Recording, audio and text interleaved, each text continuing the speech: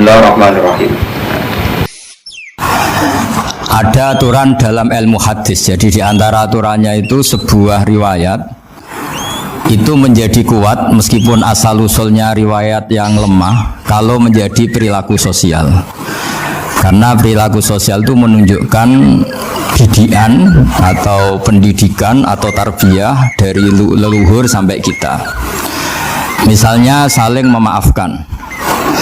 Itu hadis tentang persisnya saling memaafkan mungkin banyak yang masalah ketika teksnya ada yang sampai menyebut fatasofaha salaman. Bisa orang berdebat hukumnya salaman kayak apa, apalagi musim sekarang. Orang saling curiga untuk nggak salaman itu. Tapi apapun itu perdebatan dalam persisnya teks jika diperkuat oleh perilaku sosial maka hadis itu menguat menjadi baik. Saya mulai dari status kehambaan. Memang untuk menjadi ahli surga itu kita tidak boleh menandingi Tuhan, menandingi kekuasaan Allah. Sehingga syarat dasar masuk surga itu harus abdullah. Kita berstatus hambanya Allah. Disebut fadkhuli fi ibadi. Masuklah dulu sebagai hambaku. Jadi kita berstatus sebagai hambanya. Baru setelah layak jadi hambanya baru wadkhuli jannati, baru berstatus layak sebagai ahli surga. Jadi status kehambaan ini kita mantapkan dulu. Jangan ada status lain kita di depan Allah kecuali status kehambaan. Saya punya analogi dan itu saya ulang-ulang karena di antara ciri Quran itu mengulang-ulang sesuatu yang harus jadi pegangan. Saya ulang lagi, di antara ciri Quran itu mengulang-ulang sesuatu yang jadi pegangan.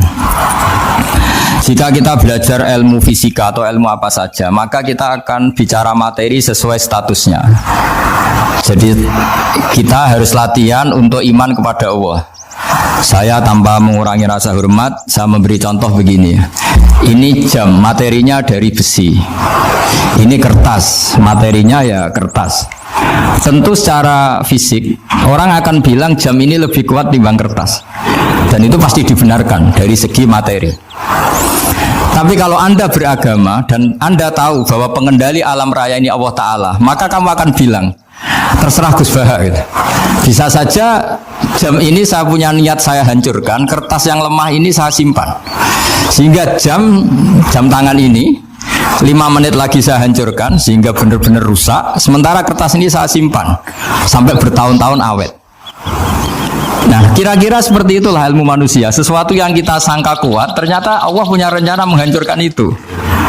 Dan yang kita sangka lemah, ternyata Allah punya rencana untuk mengabadikan itu. Nah, di sini pentingnya iman, lahu maqalidus samawati wal ardh. Hanya Allah yang mengendalikan semua. Jadi jangan mentang-mentang kita punya ilmu bahwa materi besi itu lebih kuat timbang kertas, terus kita pastikan bahwa besi lebih awet ketimbang kertas. Kita sisakan satu keyakinan, terserah Allah, terserah pengendalinya. Nah itu agama. Bilang terserah pengendalinya itu agama. Nah kira-kira agama itu bukan anti ilmu, sehingga agama boleh kamu mengatakan besi ini lebih kuat ketimbang kertas. Tapi harus kamu tambahi dari segi materi. Tapi kalau dari segi pengendalinya, maka kita jawab terserah Allah Subhanahu wa Ta'ala. Nah ini di sini pentingnya beragama. Jadi yang disebut di surat Yasin misalnya Allah itu siapa? Biyadihi malakutu kulli, yang dalam kendalinya itu semuanya di alam raya ini. Sehingga di kehidupan nyata juga sama. Ada orang yang nekuni ilmu ekonomi tapi miskinnya Masya Allah. Ada yang gobloknya Masya Allah tapi kaya. Ada kiai yang punya doa banyak hidupnya biasa, yang nggak punya doa kaya. Itu saya pernah baca di sebuah hadis qudsi. Ada riwayat begini, Nabi Musa ketemu Allah ditanya, Limadha kata Allah, kenapa saya memberi rezeki orang yang bodoh? Ahmak itu orang yang bodoh sekali. Kadang tak ciptakan dia jadi orang kaya, dan yang pintar ekonomi kadang tak ciptakan jadi orang miskin.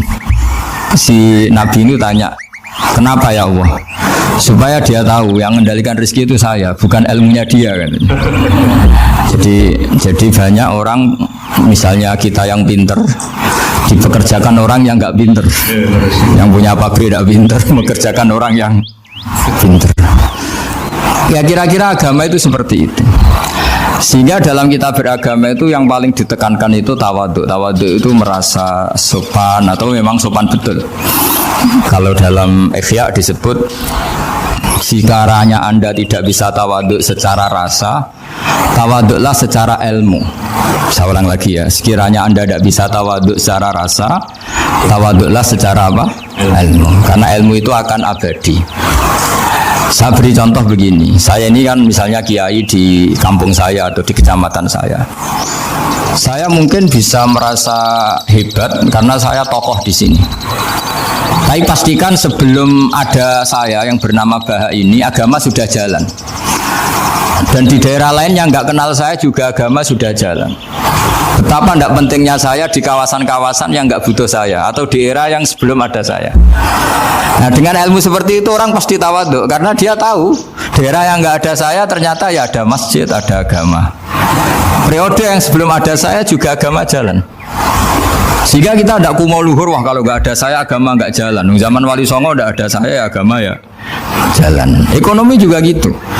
Kalau Anda pakar ekonomi yang mensejahterakan rakyat, cara tawadhu itu kalau nggak bisa dengan rasa, dengan ilmu. Sebelum ada kamu banyak orang kaya, banyak orang yang nggak kenal kamu juga kaya. Banyak periode yang saat itu udah ada Anda juga kaya. Berarti Anda ini tidak siapa-siapa. Nah, kalau kita tidak bisa tawadhu secara rasa, tawadhulah secara ilmu. Ikhlas juga gitu, saya sering ngajarkan ikhlas di beberapa kesempatan ngaji. Kalau Anda tidak bisa ikhlas secara rasa, ikhlaslah secara ilmu. Pasti bisa, bukan mungkin bisa, pasti bisa. Secara ilmu. Makanya di Quran disebut fa'lam annahu la ilaha illallah. Ilmu, fa'lam itu dari kata ilmu. Saya beri contoh, saya mulai kecil sampai sekarang saya sekitar umur 50 tahun. Mulai kecil sampai sekarang itu ya bilang kalau kertas ini putih. Itu ya ada yang gaji, ada yang bayar. Tapi saya selalu bilang kertas ini putih. Yang hitam ya saya katakan hitam, yang merah saya katakan merah. Kenapa? Karena itu fakta. Saya ulang lagi, karena itu fakta. Sehingga saya untuk mengatakan putih tidak perlu ada yang bayar. Sehingga ketika kita latihan sholat, latihan ibadah dan mengakui Allah itu sebagai Tuhan kita akan malu. Faktanya Allah itu kan Tuhan. Mau mengatakan fakta kok minta upah ini gimana? Kita mengatakan Allah Tuhan itu sama dengan mengatakan kertas ini putih. Sama-sama itu fakta. Sama seperti saya mengatakan Pak Jokowi itu presiden kami. Itu kan fakta. Masa nunggu kalau dikasih BLT ada katakan presiden, kalau enggak ya enggak. Itu kan ribet jadi. Pak Panut misalnya rektor UGM, mbok saya enggak digaji di sana atau enggak kerja di sana bilang kalau beliau itu rektor. Pak Ganjar gubernur Jawa Tengah, mbok saya dikenal apa enggak ya beliau tetap gubernur.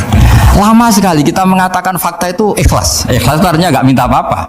Karena kita ingin ngomong sesuai fakta. Nah Allah Tuhan itu fakta gitu. Nah kenapa untuk mengatakan Allah Tuhan nunggu? Bah, saya ini Tuhan kamu. Ya nunggu dulu Gusti, kalau engkau masukkan kami ke surga, engkau Tuhan. Kalau enggak ya enggak jadi. Tidak bisa seperti itu. Ya Allah tetap Tuhan. Nah, kalau Anda tidak bisa ikhlas secara rasa, ikhlaslah secara ilmu. Ilmu ya tadi kita akan selalu bilang yang putih putih, yang hitam hitam. Makanya ini pentingnya ilmu. Tawadhu juga gitu. Kalau Anda ditakdir orang yang GR, yang gede rumongso, ditakdir orang yang kumo luhur, secara rasa bisa dilawan secara ilmu. Ada periode di mana sebelum ada kita yang kaya ya banyak, yang dapat hidayat ya banyak, yang terpelajar ya banyak. Ada daerah yang nggak kenal kita, nyatanya pendidikan di situ jalan, sistem sosial baik. Betapa tidak pentingnya kita. Nah, ini nanti memaksa kita atau melatih kita untuk tawadhu. Nah dari hikmah ilmu itu kemudian kita minta maaf sama orang lain itu mudah. Karena kita sadar bahwa adanya kita ini problem. Saya sering digojok orang-orang kaya. Orang-orang kaya itu ya kadang agak kurang ajar tapi nggak bisa dibantah. Begini, pernah tanya saya gini, Gus, saya ini punya mobil mahal, harganya 2 miliar. Kayaknya yang berak pakai jalan raya saya kan. Kok bisa bayarnya pajak saya mahal? Sehingga kayaknya paling pantas saya. Yang naik ontel itu kan nggak bayar pajak. Harusnya nggak boleh pakai jalan gitu sih. Terus saya bilang, mbah-mbahnya yang naik ontel itu pejuang, bapak kamu enggak kata. Kamu nggak warisnya kata. Artinya ada teori dalam kitab hikam itu kitab tasawuf dalam pesantren. itu kebaikan saja di soal. Di antaranya itu manusia itu siapa? Manusia itu mangkanat mahasinuhu masawiyah, fakih fala takunu masawihi masawiyah. Manusia itu orang yang saat baik saja ada salahnya, apalagi pas salah. Makanya saya pernah diskusi sama kiai besar, guyonan sama saya. Kita kalau kiai besar sebaiknya kalau diundang di musola kecil datang apa enggak? Kata kiai yang satu, jangan datang Gus, itu jatahnya kiai kecil. Terus kata yang satu, datang Gus sebagai bukti tawaduk bahwa kita kiai besar pun mau diundang yang kecil. Akhirnya kita ini ya kadang datang kadang enggak, karena kadang kita enggak datang supaya jatah rezeki kiai kecil enggak terambil. Kadang ya mau datang supaya dikira tawaduk. Makanya kalau seorang profesor sering terubah di bawah itu ya kasihan yang S1, SPDI itu kan nanti nggak jadi bintang kalau profesornya sering turun. Kalah terus itu. Jadi kadang-kadang itu orang itu harus berpikir secara ilmu, jangan rasa terus. Jadi itu ilmu. Jadi semua yang kebaikan yang kita lakukan itu secara ilmiah bisa diperdebatkan. Ada orang senang ngomong serius supaya bangsa ini maju. Tapi bapak saya itu pesan saya, kamu kalau ngiyai itu jangan sering ngomong serius kan. Masyarakat sudah capek mikir utang, mikir keluarga. Udah gitu sowan kiai dijak ngomong serius lagi nanti capek kan. Sehingga kiai dulu tuh kalau ketemu orang ya guyon terus. Karena tahu masyarakat sudah capek, sudah banyak yang takut tanggal kredit gitu. Sudah takut tanggal kredit, takut problem sowan kiai diancam neraka lagi, itu kan ketakutan berkali-kali. Jadi makanya ini kan kebaikan itu dievaluasi karena kita tidak nabi, tidak wali. Jadi kalau kata hikam itu apa yang Anda kira baik itu ada masalah, apalagi sedang masalah. Saya sering cerita ada orang suami istri harmonis sekali. Itu tanyakan ibunya, pasti mulai gak peduli dengan ibunya karena terlalu harmonis dengan istri. Itu pasti bukan mungkin lagi. Jadi jangan tanya istrinya, tanya ibunya. Oh jok nikah lupa saya, ngalor ngidul sama istrinya. Tanyakan temannya, wah itu jok nikah lupa temennya. Tapi yang baik sama teman, tanyakan istrinya, jatah belanja untuk ngopi. Ya begitu terus itu. Jadi siklus sosial itu. Nah di sini pentingnya saling minta maaf karena dalam kebaikan kita pasti ada kesalahan. Ketika karir kita baik di pemerintahan maupun di kampus, pasti dengan sendirinya ada yang agak tersingkirkan. Meskipun itu sudah hukum alam, tapi apapun itu kita harus minta maaf. Maka kita tetap istighfar, tetap saling minta maaf. Di sini pentingnya dawuhnya para wali-wali. Dulu ada istilah wastighfaruna yahtaju ilal istighfar. Ketika kita minta maaf, sebetulnya minta maaf sendiri itu butuh minta maaf lagi. Minta maaf lagi itu butuh minta maaf lagi. Misalnya saya dengan Mas Hilmi ini akrab, pernah pakai uangnya misalnya. Itu kadang kita bayar itu malah tersinggung, kok kayak orang lain saja bayar. Minta maaf juga gitu. Kalau kamu punya teman akrab terus minta maaf resmi itu tersinggung, kayak wong liya ae jaluk sepuro.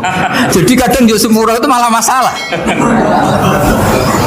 Itu kan sama, kamu punya teman akrab terus kalau mau main assalamualaikum sakit masuk nopo boten angsal boten boleh nggak main, itu mesti teman kamu tersinggung, kok kayak orang lain saja. Artinya ketika Anda merasa benar karena protokoler ketika masuk ke teman, ternyata itu salah. Teman kamu maunya nggak protokoler karena sudah akrab. Tapi ketika kita merasa akrab ternyata selonang-selonang dianggap problem, kita tidak pernah tahu. Nah di sini kata ulama-ulama, minta ampun itu kebutuhan manusia karena dalam kebaikan kita pasti ada kesalahan. Makanya disebut wastighfaruna yahtaju ilal istighfar. Kita selalu diajari Rabbana dzalamna anfusana, ya Allah kita ini selalu mendolimi diri kita sendiri. Jadi saat kita baik pun ada unsur kesalahan. Itu tadi, kalau Anda jadi orang pasti ada yang termahjubkan. Kalau Anda kiai besar atau profesor atau pejabat turun ke bawah, ya kalau gubernur turun terus ya bupati gak jadi bintang kan. Kalau saya kiai besar misalnya turun terus ya kiai kampung itu ya kasihan. Saya pernah diundang Manakipan tidak datang itu kiai kecil bilang matur nuwun Gus gak teko, aduh iwake gak untuk saya katanya. Barokahnya saya ada itu lucu ya, matur nuwun betul. Matur nuwun Gus jenengan gak dugi jadi. Akhirnya jatah besarnya untuk saya. Nah, tapi yang punya rumah komplain, Gus tak udang ora tau teko, pepe aku wong cilik. Aduh. Nah, ini saya harus mendahulukan versi Soibul Bait yang punya rumah apa versi Kiai yang termahjubkan. Artinya pilihan apapun saya harus istighfar karena ada saja unsur salahnya. Saya kira demikian dan mohon maaf. Assalamualaikum warahmatullahi wabarakatuh. عدد خلقه ورضا نفسه وزينة عرشه ومداد كلماته سبحان الله وبحمده عدد خلقه ورضا نفسه وزينة عرشه ومداد